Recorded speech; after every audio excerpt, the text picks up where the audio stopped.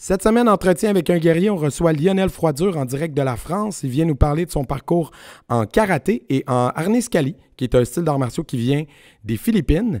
Et l'épisode de cette semaine est une présentation du site web de M. Froidure qui s'appelle imaginearts.digital. Il nous offre un rabais de 25% sur l'abonnement à son site web. C'est du contenu d'arts martiaux, donc en karaté, en harnescali. Il y a des documentaires, il y a des cours en ligne, donc beaucoup de stock. 25% de rabais avec le code promo Guerrier Podcast jusqu'à la fin septembre. Bon podcast! Les cicatrices nous rappellent d'où on arrive. Les combats qu'on doit livrer quand le destin chavire. Guerrier, on fera ce qu'il faut pour la famille. Cœur de lion, œil de tigre, on a la paix dans la mire. The battles are never ending, I know. But we will get up and get on with the fight. And we'll do whatever for what is right. Just put your trust in us, Cette semaine, entretien avec un guerrier, on reçoit Lionel Froidure en direct de la France.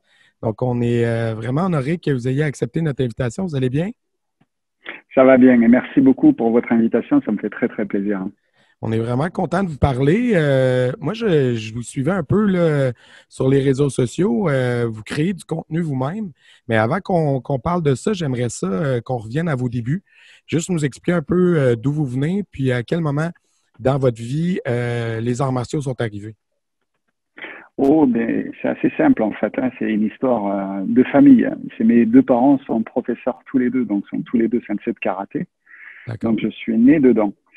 Et j'ai dû faire mon premier coup de poing, mon premier Utsuki ou Maigiri, je devais avoir 4 ans. Wow, donc, OK. Depuis, j'ai jamais arrêté. Super. Puis vous habitez dans quelle région exactement en France? Alors, j'habite dans le sud-ouest de Toulouse, donc OK. dans le sud-ouest de la France, dans la ville de Toulouse, la ville de Airbus. OK. Voilà, des avions.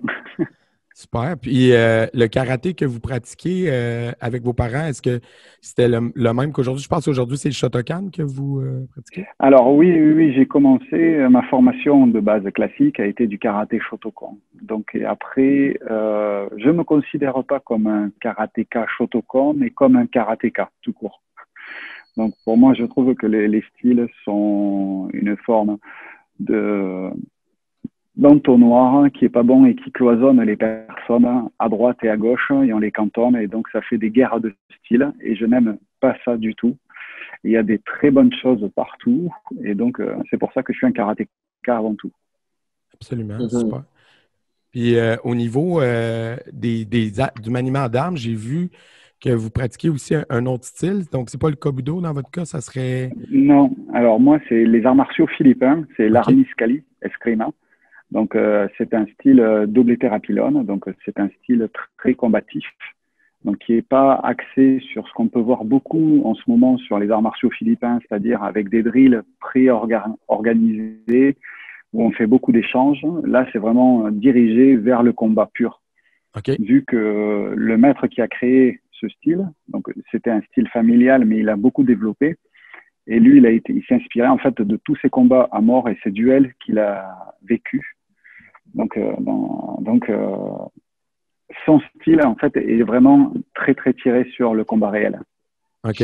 Puis, au niveau des armes qui sont utilisées dans ce style-là, juste, ça a l'air de quoi? Alors, c'est l'arme emblématique, c'est le bâton court en rotin, qui se fait dans les 72 cm. Ouais. Donc, on voit, par exemple, c'est le jeu de la mort avec Bruce Lee, donc avec Danilo Santo, voilà, par exemple. Après, on a le travail au couteau. Donc, c'est combat au couteau, couteau contre couteau. Et après, il y a le bâton moyen, donc comme au Japon, le jo, donc qui fait dans les 1m30. Voilà. Donc, ça, c'est vraiment les grandes armes, les grandes catégories d'armes. Et après, il y a des petites spécificités, mais ça vaut pas vraiment la peine d'en parler. Puis, dans le fond, ce qui distinguerait ce style-là au niveau du maniement d'armes, si je comprends bien, c'est vraiment le côté où on est moins dans l'esthétique que dans l'application pratique. Là. Oui, c'est ça. C'est pas un art de kata, par exemple, ou de position, comme on peut retrouver dans le Kobudo, où il y a énormément de kata. Là, en fait, il n'y a pas de kata, ça n'existe pas. OK. Donc, en fait, tout est un passage pragmatique avec un partenaire. OK. Donc, il y a des enchaînements, il y a des formes de positionnement, etc., qu'on peut retrouver dans des katas, mais ça n'a pas été codifié en kata pour pouvoir le faire seul. OK. Donc, c'est vraiment un travail qui a été dirigé totalement vers le travail à deux. Travail à deux, OK. Cool. C'est vraiment intéressant. Puis, j'ai vu aussi dans un peu vos plateformes que vous avez fait souvent des voyages en Asie. Vous avez, créé des DVD ou du contenu web avec ça. Est-ce que vous pouvez nous parler des voyages que vous avez fait un peu? Alors, en 2000, j'ai lancé ma société Imagine Arts en 2004, en janvier 2004. Donc, ça commence à faire, ça fait 15 ans. Mm-hmm. Je voulais faire des vidéos d'arts martiaux parce que c'est un ami qui m'a proposé, qui était enseignant d'arts martiaux vietnamiens, qui m'a dit « Oui, Lionel, est-ce que tu pourrais m'aider à faire un DVD sur les arts martiaux vietnamiens pour les enfants ?» Je dis « Ah ben ouais, c'est génial, je trouve l'idée superbe. » Et donc, c'est parti de là. Et après, j'ai commencé à faire d'autres DVD. Et en 2006, je me pose la question, je me dis, ouais, ça serait quand même bien de remercier les arts martiaux pour tout ce qu'ils m'ont donné, de la vie que j'ai, parce que je suis épanoui de faire le métier que j'ai, je rencontre des gens formidables. Et je me suis dit, ça serait quand même bien de retourner l'appareil à ça et de mettre en avant les arts martiaux. Et ce jour-là, j'étais en train de regarder un documentaire sur la plongée sous-marine, qui est une grosse passion aussi pour moi. Et ce gars, passionné de plongée sous-marine, il partait dans les plus beaux spots du monde faire de la plongée en parlant du spot, de la culture. Et je me suis dit, mais c'est ça. Mais c'est exactement ça qu'il faut faire avec les arts martiaux. Il faut aller dans le pays d'origine, rencontrer les maîtres. Mais je ne savais pas trop comment m'y prendre. Ouais. Et quelques mois après, j'ai rencontré un ami. Ça faisait 20 ans qu'on ne s'était pas vu. Il était parti aux Philippines vivre. Et entre-temps, il a rencontré son maître. Il est devenu maître à son tour. Et il m'a dit, mais ce projet-là, mais si tu veux, on le commence aux Philippines. Tu viens aux Philippines et je te rencontre les plus grands maîtres qui existent. Et là, j'ai fait, ah ouais. Bon, j'étais emballé. Et 6 mois après, j'avais mon billet, je partais, j'arrivais et j'ai fait 6000 kilomètres dans les Philippines. J'ai rencontré 12 des plus grands maîtres aux Philippines. Wow. Puis vous êtes resté combien de temps là-bas? Alors, je suis resté pendant 3 semaines. OK. 3 semaines. Après, je suis rentré. Je suis reparti l'année d'après parce que le documentaire ne me suffisait pas. Je trouvais qu'il me manquait des images. Donc, je suis reparti. Je suis reparti 15 jours pour continuer, pour avoir d'autres images. Et j'ai fait des allers-retours pendant plusieurs années jusqu'en 2010 où je suis parti carrément vivre aux Philippines. OK. Wow. Oh ouais. Pendant combien d'années? Je suis parti vivre 1 an. Et après, je suis rentré pour des raisons personnelles et familiales. Mm-hmm. Et puis, je ne suis pas reparti. Mais par contre, je suis rentré avec ma femme, où je me suis marié là-bas, donc avec une Philippine. Ah, wow! Ça finit bien l'histoire. Voilà. Et puis, j'imagine que c'est pendant ces voyages-là que vous avez appris le style. Exactement, oui. Oui, Okay. l'art Niskali, j'ai découvert sur mon premier voyage et je suis vraiment tombé amoureux. C'était vraiment quelque chose qui manquait au karaté, ce côté pragmatique et surtout dirigé vers des armes contemporaines parce que le couteau, c'est une arme contemporaine. Mm-hmm. Et en karaté, à part des défenses classiques qu'on peut retrouver, ça ne fonctionne plus sur des pratiquants d'arnis. Donc là, je me suis dit, il y a quelque chose qu'il faut changer. Donc, je me suis investi dedans. Et voilà. Et donc, à la suite de ça, j'ai continué. Et je suis parti, l'année d'après, je suis parti à Okinawa pour rencontrer 3 grands maîtres des 3 styles majeurs. Mm-hmm. Donc, que ce soit en Shorin-ryu, en Uichi-ryu et Shorin-ryu, Gojo-ryu et Uichi-ryu. Voilà. Wow. Puis, après, je suis parti en Chine, au Vietnam, en Corée. Vous avez fait le tour. Là. Comment? Vous avez fait le tour. Vous avez beaucoup promené en Asie. Moi, Emmanuel, on a plusieurs collègues, puis on a déjà un collègue qui a fait un genre de voyage similaire. Puis Emmanuel, dans son pèlerinage, il était tombé sur une place qui avait été un peu déçu. C'était un peu plus commercial, des choses comme ça, moins traditionnelles. C'était plus comme fallait tu payes, tout ça. Est-ce que ça vous est déjà arrivé ou c'était toujours très traditionnel? Puis, ou des fois, ça arrive, c'est comme plus des scams, c'est plus pour faire de l'argent. Ah oui, il y a toujours des endroits qui sont pas très très bons, quoi. Donc les Philippines, c'est un pays qui est considéré comme un pays du tiers-monde. Donc, même s'il y a des gens qui ont beaucoup d'argent, il y en a d'autres qui en ont vraiment pas beaucoup, quoi. Ouais. Il y a des endroits, moi je suis allé dans des endroits avec un maître, il m'a dit, mais tu ne viens jamais ici tout seul. Sinon, tu repartiras pas. Ouais, effectivement. Il y a certaines choses qu'il faut éviter de faire. Ouais, c'est ça, mais justement, ça m'amenait la question parce que les Philippines, je dis pas précisément dans quelles années vous êtes allés, mais c'est pas particulièrement démocratique, là. Je pense que c'est comme la situation politique est assez intense là-bas, là, ces temps-ci. Oui, après, c'est très corrompu. Mais après, là, maintenant, c'est vraiment une démocratie. Bon, après, c'est comme dans toutes les démocraties, il y a une façon de faire. De 2010 à 2011, Manu. Oui. Mais avant, ils étaient sous dictateur, oui. Donc, ils ont vécu 400 ans sous le règne espagnol. Donc, de 1400 à 1800, avec les Espagnols qui se sont occupés d'eux. Voilà, et qui en ont profité. Oui, bien sûr. Après, Donc, après, il y a eu les guerres, des petites guerres avec leurs voisins, donc les Indonésiens, les Malaisiens, les Japonais, les Chinois. Donc, voilà. Après, il y a eu forcément la Deuxième Guerre mondiale qui a eu énormément d'impact. Les Américains qui sont arrivés. Moi, j'ai rencontré des maîtres qui ont combattu dans les champs de rizières avec juste la machette contre les Japonais qui rentraient. Donc, voilà, les envahisseurs. Parce que ils cultivaient leur champ, quoi, donc avec leur machette. Donc, ils n'avaient que ça pour se défendre. Donc, absolument, oui. Voilà. Et après ça, ils ont eu un dictateur pendant plus de 30 ans, quoi. Et c'est assez récent, en fait, que c'est devenu une démocratie. C'est fou de penser que le maître qui vous enseignait, c'est pas de la théorie, là, c'est de la pratique. Nous, même si on se bat, c'est quand même un peu de la théorie / on a pratiqué un petit peu. Eux, c'est de la vraie mise en pratique. C'est fou, là, quand ils doivent t'en parler, là, ça doit, en tout cas... Mais ça se ressent dans leur... Voilà, c'est des anciens et c'est ce qui m'a beaucoup attiré dans les arts martiaux philippins, c'est ce côté authentique que l'on n'a plus dans les arts martiaux japonais parce que ça fait très très longtemps qu'ils sont plus en guerre et qu'ils se servent plus de katana ou de sai ou de kama pour aller combattre. Mais aux Philippines, oui, il y a 50 ans, il y avait encore des coupeurs de tête. Donc, ils savent ce que c'est encore le combat à l'arme blanche. Ouais, c'est encore concret pour eux, là. C'est pas un truc ancestral. Non, là on arrive à la fin où les plus grands maîtres de cette génération-là sont quasiment tous éteints. Il en reste même pas 5 quoi en vie. D'où la chance de les avoir rencontrés dans le passé. C'est ça, oui. Wow.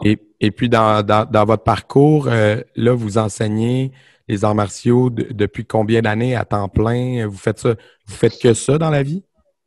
Alors, à l'école, la seule chose que j'avais envie de faire, c'était d'enseigner les arts martiaux et de vivre des arts martiaux.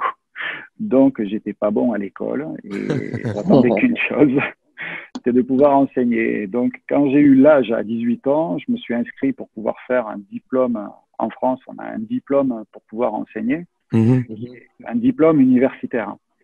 Mais vu que j'étais pas bon à l'école, j'ai échoué. Donc, il a fallu que j'apprenne par moi-même, comme au dojo, il a fallu que j'apprenne et que je recommence comme des vraies études universitaires, tout seul. Donc, et là, j'ai passé mon diplôme, j'avais 21 ans. Et depuis, je suis devenu professionnel. Mais j'ai continué à m'entraîner, à aller à droite, à gauche pour pouvoir continuer à m'entraîner, pour pouvoir transmettre ce que moi j'apprenais à mes élèves. Est-ce que vous compétitionnez dans certains circuits, exemple de RayKF, des choses comme ça? Oui, j'étais dans la WKF. Ouais. J'étais dans la WKF de KB Junior, donc les 16-20 ans. Okay. Voilà. En 16-20 ans, en comité, et donc j'étais en équipe de France. OK. Voilà. Combat, pas kata. Oui, combat, oui, combat. Est-ce que vous avez fait des compétitions? Ça m'intéressait pas trop. Est-ce que vous avez fait des Panames ou des compétitions internationales? Non, oui, j'ai fait des championnats d'Europe. Ouais, forcément. OK, super. Voilà. Puis le dojo que vous opérez, il est situé où? Ça fait plusieurs années que vous l'avez, donc j'imagine que vous vous êtes rendu avec un Oui, bon bassin d'élèves. oui. Alors, le dojo où je suis, maintenant, on est un petit peu plus de 110 en karaté. Voilà. Et ça fait 20 ans que je suis ici. Wow. Donc, C'est un dojo municipal. Donc, le dojo appartient à la ville. OK. Et pendant 15 ans, j'étais dans un hangar à avions. Wow. Donc, on avait le tapis, on avait 25 mètres de haut, on Ben, avait ça, c'est juste le génial. chauffage tout droit. Donc, quand on était sous le chauffage, ben, on avait très chaud. Et si on était juste à côté, ben, on avait très froid. Ouais. Quand il neigeait, on avait la neige qui rentrait dedans et qu'il fallait pousser des tatamis pour pas que ça abîme les tatamis. Voilà. Ça a été ça pendant 15 ans. Et puis, depuis 5 ans maintenant, on a un splendide dojo, un superbe outil pour pouvoir travailler. C'est bon pour quand vous voulez punir. Va faire les push-ups dans la neige. Oui, maintenant, je peux faire des grands séminaires, des grands masterclass où, quand j'organise des masterclass, j'ai des experts de différentes disciplines qui viennent et ils sont 150 et on est dans 400 mètres carrés. Donc, vous avez de l'espace en super. masse. Et voyons, j'avais une question. Oui, c'est ça. Le déconfinement est commencé depuis un peu plus longtemps en France par rapport à nous. Nous, c'est depuis le début de l'été qu'on a pu recommencer à enseigner. Vous, ça s'est passé comment, le retour à la normale? Alors, on a pu recommencer à s'entraîner dehors en petits groupes. C'était à partir du mois d'avril. Et on n'avait pas le droit au dojo, on n'avait pas le droit de se toucher. Voilà. Après, à partir de juin, on a pu commencer à travailler avec un nombre plus conséquent et à se travailler avec légère touche. Voilà. Et là, maintenant, ils ont réouvert, ils nous ont réautorisé en fait à revenir dans les dojos. À la normale, à 100%. Presque. Okay. C'est les vestiaires limités, les douches aussi. Comment ça fonctionne, les cours d'activité? Ouais, ça vient de commencer. On a commencé il y a 3 jours. Ou... OK, ça fait 3 jours. OK. Ouais. Non. En fait, moi, je fais mes cours comme je faisais d'habitude avant. OK. Donc les gens viennent.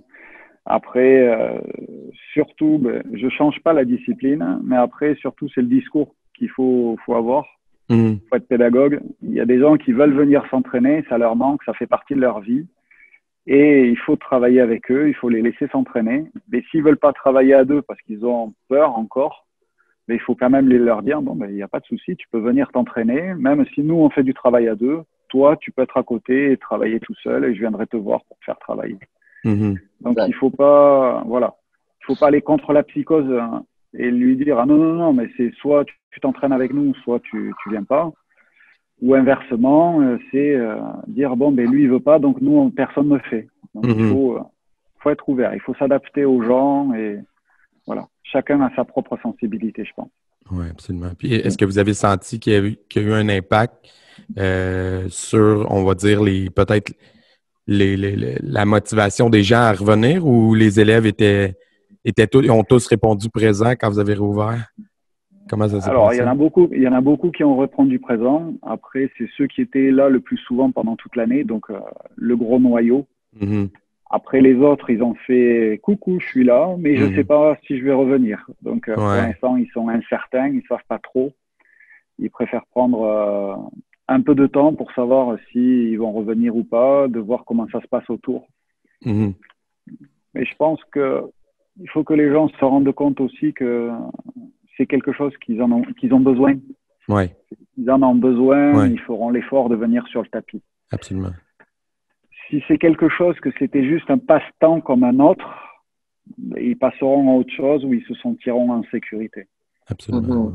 Mais tu sais, il y a quelque chose qu'on parle pas. Il y a quelque chose qu'on parle pas beaucoup, c'est comment booster le système immunitaire, tu sais, aller faire de l'entraînement, sortir, tu sais, c'est toutes des choses qui aident, là, tu sais, fait que rester chez soi, avoir peur, c'est pas nécessairement la meilleure manière de se protéger non plus, tu sais. Oui, puis d'être en santé, oui, absolument. Non, oui. Non, c'est super important de sortir, c'est d'aller voir les gens. On est fait pour raconter des histoires et se les raconter voilà, avec les gens. Mhm. Et, on a envie de raconter des histoires et de les partager avec les gens. Donc, on a besoin de ce partage avec les gens. On n'est pas fait pour rester tout seul, même juste avec les gens qu'on aime, hein, avec notre famille, moi, mon enfant, voilà. Mais on n'est pas fait juste pour rester là, en milieu clos. Non, On a absolument. besoin des autres. Hein. On a besoin des autres. L'humain est un animal social à la base, là. On a besoin d'être en groupe. Oui, oui, on a besoin des autres. Donc, et le dojo est une autre famille. Hein. Donc, on en a besoin. Oui, absolument. Donc, on a besoin de voir les autres, de partager ça. Absolument. Donc, tout à fait. Moi, j'avais une question pour vous. En tant que créateur de contenu d'arts martiaux sur Internet, j'imagine que vous suivez un peu ce que les autres font et tout. On s'en est parlé un peu. Tu sais, il n'y a pas beaucoup de trucs francophones qui existent. Niveau arts martiaux, beaucoup d'anglophones, tu sais, comme JC Camp ou Hard to Hurt, ou, tu sais, beaucoup de créateurs de contenu d'arts martiaux, mais anglo. Comment vous pensez qu'on peut amener du contenu tout en valorisant l'importance de la pratique physique concrète? Dans le fond, ce que j'essaie de dire, c'est comment vous voyez ça, l'apport d'aller chercher de l'enseignement online versus l'importance d'aller pratiquer vraiment, tu sais?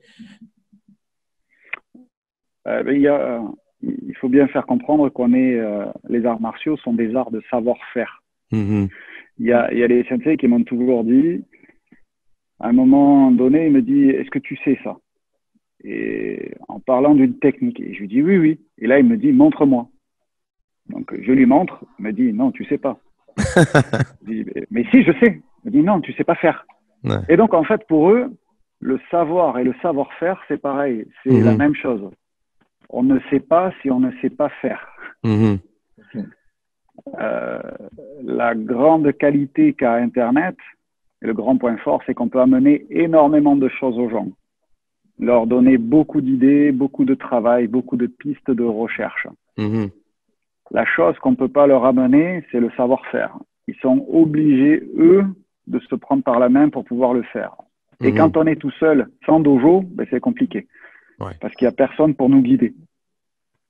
La vidéo en ligne, elle est là comme un support pédagogique, mais comme support. Ouais. Le premier support, le meilleur support, c'est le tatami avec les élèves en face, avec quelqu'un qui est derrière pour nous corriger. Absolument. Ouais. Après, dans les temps qui vivent, qu'on vit actuellement, et là, c'est bien de revenir en arrière, ce qui a déjà été fait, et de remettre en tête tous les points importants pour que les gens se rappellent quand ils s'entraînent de quelque chose qu'ils ont déjà travaillé. Mm-hmm.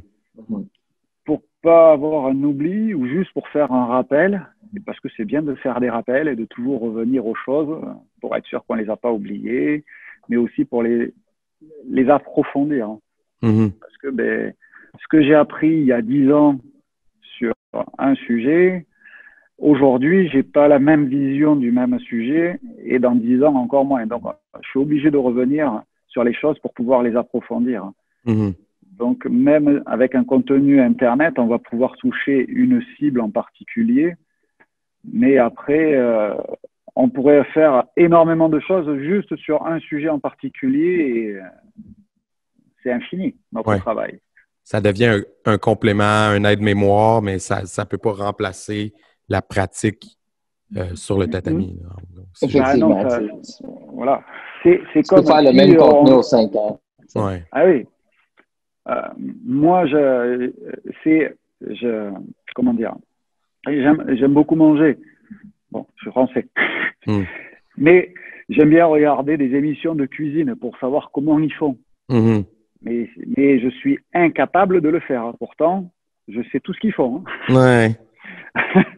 Mais c'est exactement la même chose. C'est quelque chose que j'en suis incapable parce que je me donne pas les moyens, je m'entraîne pas. Il y a personne derrière moi pour m'aider. Donc, il y a tout ça.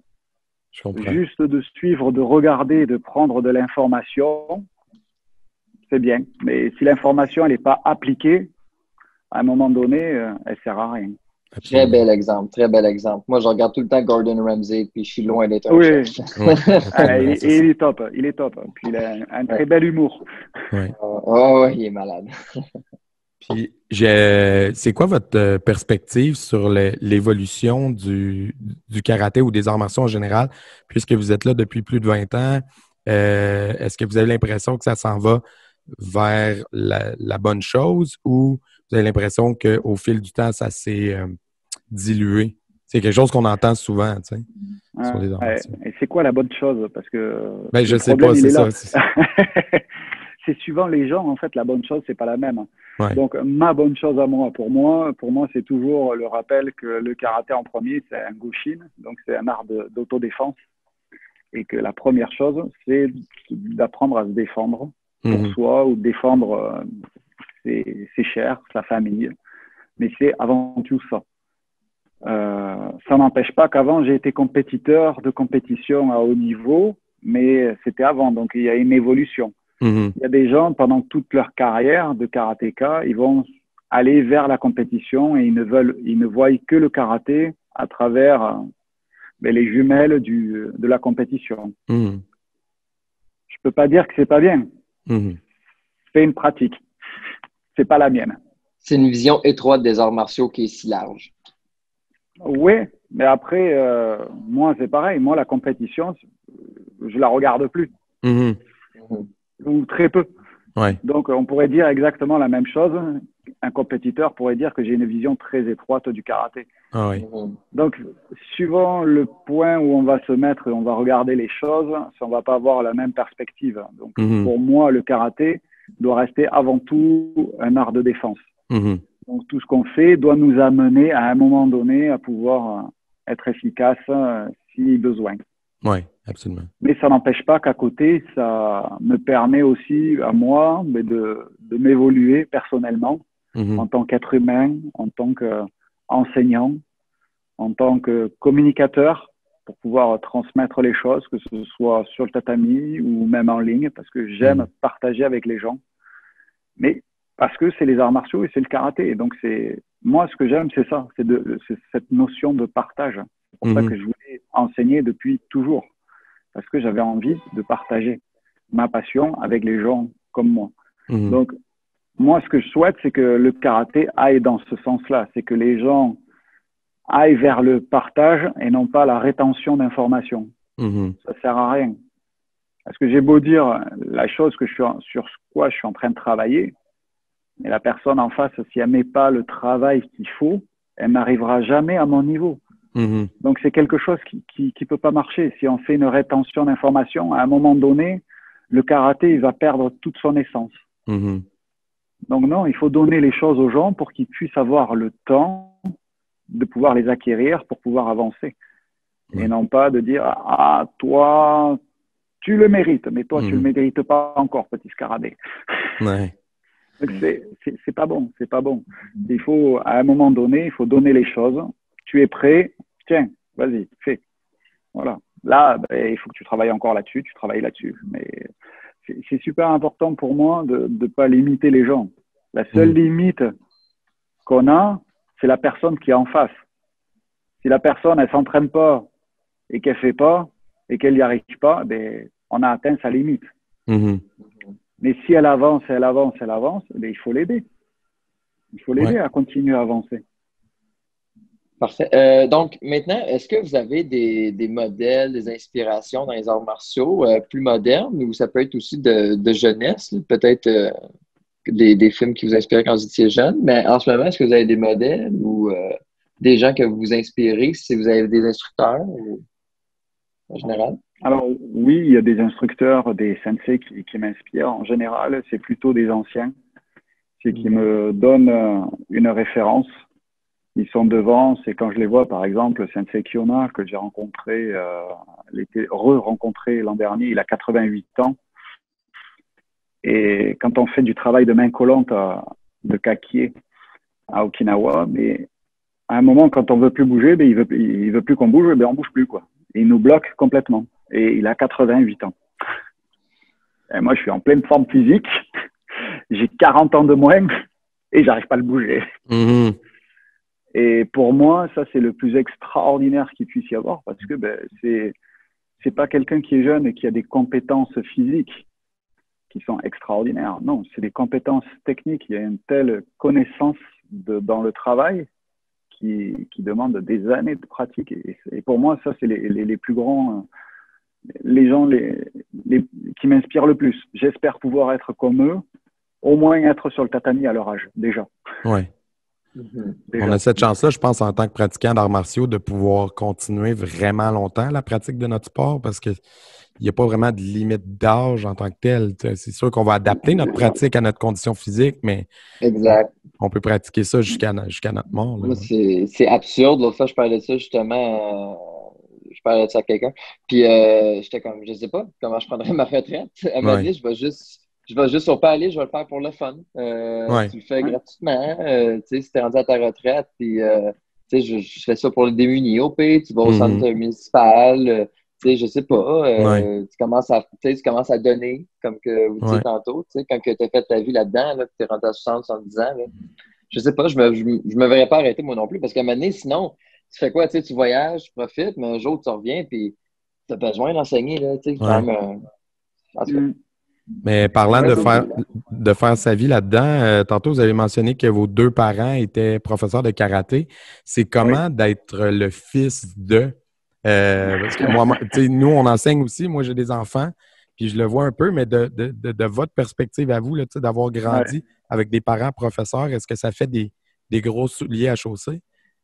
Alors, avec maman, ça a été toujours assez simple. Donc, voilà, c'était maman. À 15 ans, j'étais plus grand qu'elle.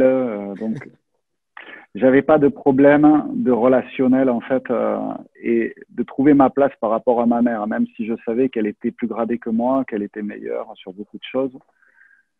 Mais avec mon père, c'était compliqué parce qu'il a été champion de France combat. C'était un arbitre international. Tout le monde le connaît en France. Et pendant très, très, très, très longtemps, j'ai toujours été le fils d'eux. Et puis après, quand j'ai arrêté la compétition, il y avait toujours les gens qui me connaissaient qu'à travers mon père. J'ai lancé ma société, on a commencé à dire « Ah, mais le fils de mon père, donc le fils de Lilian, il fait une société des arts martiaux, il fait des vidéos d'arts martiaux, c'est super, c'est un pratiquant. Et maintenant, ce qui est assez marrant, c'est que « Ah, mais tu es le papa de Lionel !» La situation s'est inversée. La situation s'est inversée pour certaines personnes. Donc, les gens de ma génération, maintenant, ils connaissent pas mon père, ils me connaissent moi, et après, ils connaissent papa à travers moi. La génération de mon papa, ils connaissent mon papa, et après, ils me connaissent grâce à lui. Donc, c'est assez marrant, en fait, de voir comment on arrive à inverser les rôles. Donc, mais ça a été très, très compliqué pendant très longtemps. Mais j'ai réussi en fait à avoir une indépendance dans ma pratique parce que j'ai commencé en fait à m'éloigner de sa forme d'enseignement et de pratique parce que je me suis beaucoup, beaucoup intéressé à beaucoup d'autres arts martiaux alors que lui, il est toujours resté que karaté. Et que moi, dès que j'avais 14-15 ans, j'ai commencé à faire du taijitsu, du jujitsu, j'ai fait de l'aïkido, mais tout le temps, en complément de mon karaté. Et donc, ça a enrichi mon karaté. Et je faisais des choses, en fait, que lui ne voyait pas, ne comprenait pas. Et voilà, mais parce que c'était sa vision. Et c'est toujours sa vision, et c'est très bien. Mais moi, j'ai eu une vision différente et qui, petit à petit, en fait, s'est séparée. Donc, on a continué tous les deux, mais on est chacun de son côté. Donc, c'est assez marrant. Puis, je suis devenu le sensei de ma maman, donc c'est bien aussi. Ah ouais, hein? Ouais. Est-ce que vous auriez un conseil à donner, mettons, s'il y a des parents qui nous écoutent puis qui ont des élèves, qui ont des enfants qui pratiquent, selon vous, est-ce que c'est mieux de pousser ou laisser l'enfant avancer à son rythme? Tu sais, il y a souvent ces 2 approches-là. Il y a l'approche non, au moins rends-toi à tel stade ou rends-toi à tel niveau, puis après, je te laisse tranquille, ou on laisse l'enfant y aller et revenir, quitte à ce qu'il lâche complètement. Tu sais. Comment on devrait faire ça selon vous? Ben, c'est très personnel. Après, moi, j'ai eu la chance que mes parents me disent tu fais ce que tu as envie. OK. Donc, ils me disaient pas oui, il faut que tu veuilles absolument. Même si après, on voit qu'en tant qu'enfant, on voit la fierté de ses parents quand on revient d'un petit championnat et qu'on a la médaille d'or, les parents sont fiers et nous, on est contents que nos parents soient contents de nous. Donc, on a envie de leur faire plaisir. Mais j'ai jamais entendu mes parents, oui, il faut que tu t'entraînes plus parce que il faut que tu gagnes, parce que tu es mon fils. Je l'ai jamais entendu. Moi, je l'ai très bien vécu comme ça. Mais après, moi, je suis devenu accro à l'entraînement, vraiment, où j'ai décidé, moi, de vraiment m'entraîner. C'est le jour où j'ai décidé que je voulais être en équipe de France. J'avais 13-14 ans et je me suis dit, bon, ben voilà, maintenant, j'ai envie d'être en équipe de France. J'ai mes idoles de combat et je veux être comme eux. Et donc là, c'était ma mère qui me disait, Lionel, il faut que tu te calmes, il faut que tu fasses attention à tes études, tu vas aller moins t'entraîner. C'était carrément l'inverse. Elle me freinait parce que je faisais que ça. Elle voulait garder le focus quand même sur les études, là, de ne pas perdre de vue. Oui, c'est quand même important, quoi. Donc, rares sont les personnes qui arrivent à vivre des arts martiaux, donc c'est bien d'avoir un plan B.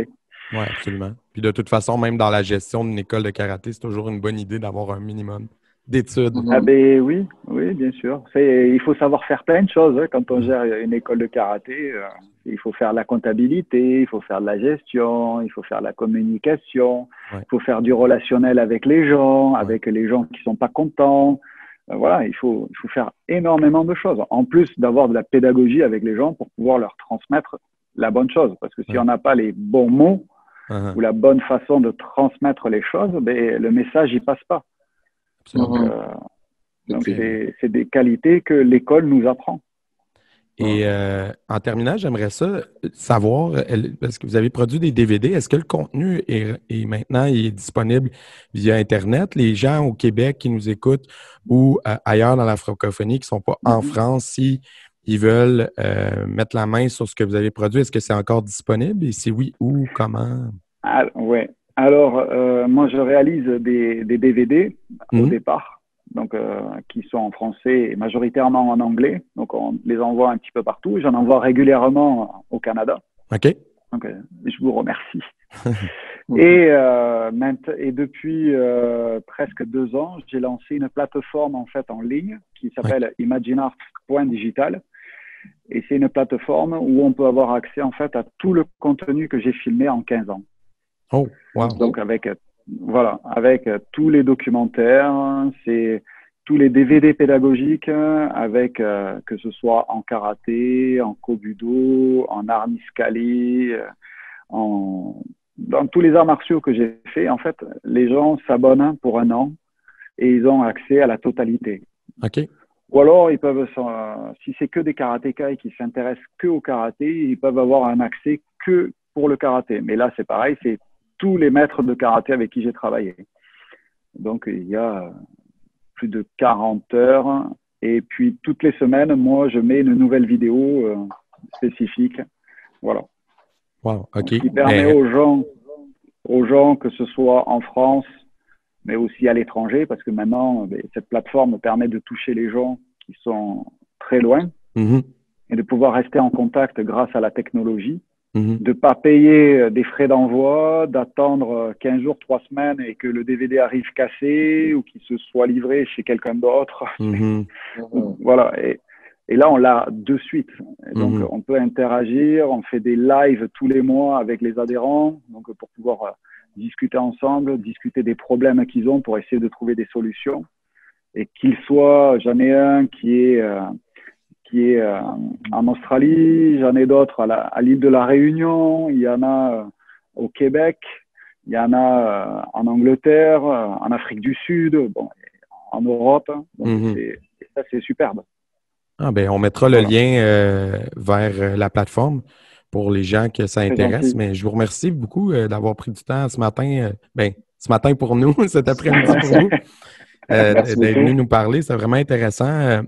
L'Arniscali, c'est la première fois qu'on en entendait parler. Puis je pense, moi puis Jérémy, on fait ce podcast-là aussi beaucoup en mode élève, dans le sens que moi, personnellement, là, à chaque fois, à chaque épisode, j'en retire quelque chose, mais encore une fois, là, aujourd'hui. Fait que j'espère que c'est la même chose pour les gens qui écoutent. C'est vraiment intéressant. Et si je peux me permettre, comment est venue l'idée de faire ce podcast-là? La genèse. Oui, absolument. Ben, dans le fond, nous, comme Jérémy c'est venu disait, séparer. C'est ça, on fait partie d'une fédération de Kenpo. On enseigne le Kenpo tous les deux, puis on est dans la même famille, si on veut. Puis je trouvais ça, moi, dommage qu'on ne puisse pas se côtoyer, les collègues, sur une base régulière, parce qu'on n'est pas tous dans la même ville, etc. Fait que je me suis dit, on pourrait, de mon côté, je me disais, je pourrais faire un podcast pour qu'on apprenne à se connaître. Puis, au fil de nos réflexions, l'idée s'est élargie à on va faire un podcast pour apprendre à connaître les karatékas, point. Peu importe qu'ils soient de notre style ou d'un autre style. Et on voulait s'intéresser à l'humain. Puis, plus que de faire encore du contenu qui parle directement d'une technique ou d'un kata ou ça, tout le monde le fait, vous le faites très bien. Jesse Camp le fait, plein de monde le font. Nous, on voulait parler du vécu des gens. Et puis, Jérémy avait eu la même idée de son côté. Donc, quand j'ai émis l'idée, il m'est juste revenu. Puis, c'est ça. On a parti ça à deux au début. Voilà. Mais c'est superbe parce que moi, je suis vraiment dans cette vision et c'est l'humain. Sans l'humain, il n'y a rien, quoi. Donc, il n'y a pas de style. Le style est défini par un humain qui, à un moment donné, choisit une voie. Et ben, qu'est-ce qui a fait que cette voie est différente? Ben, c'est l'humain. Absolument. Donc, si on ne comprend pas l'humain, on ne comprend pas le style, quoi. Donc, effectivement. Donc, merci à vous pour tout ce que vous faites. C'est super. Ben, je ne merci. vous connaissais pas avant et j'avais découvert grâce à mon collègue Lionel Reynaud. Oui. Donc, vous l'aviez interviewé. Et donc, j'ai découvert le podcast et depuis, je suis abonné. Donc, ben, merci beaucoup de nous suivre. Puis, on est vraiment content que vous ayez pris du temps pour nous aujourd'hui. Et puis, si jamais vous venez en terre québécoise, faites-nous signe. Ah ben, ça fera avec grand plaisir. Je ne connais pas du tout. Ah ben. Je ne connais pas du tout. On est dans deux régions différentes, donc écrivez-nous si vous venez, puis on arrangera une rencontre. Il n'ira pas en Outaouais, Manu. Il va venir à Montréal, essaye pas. Donc, c'est ça, Jérémy, dans la grande région de Montréal. Moi, je suis dans la grande région d'Ottawa-Gatineau, donc c'est ça. D'accord. Vous êtes le bienvenu. Ben, c'est très gentil. Merci beaucoup. Hey, bonne fin de journée à vous.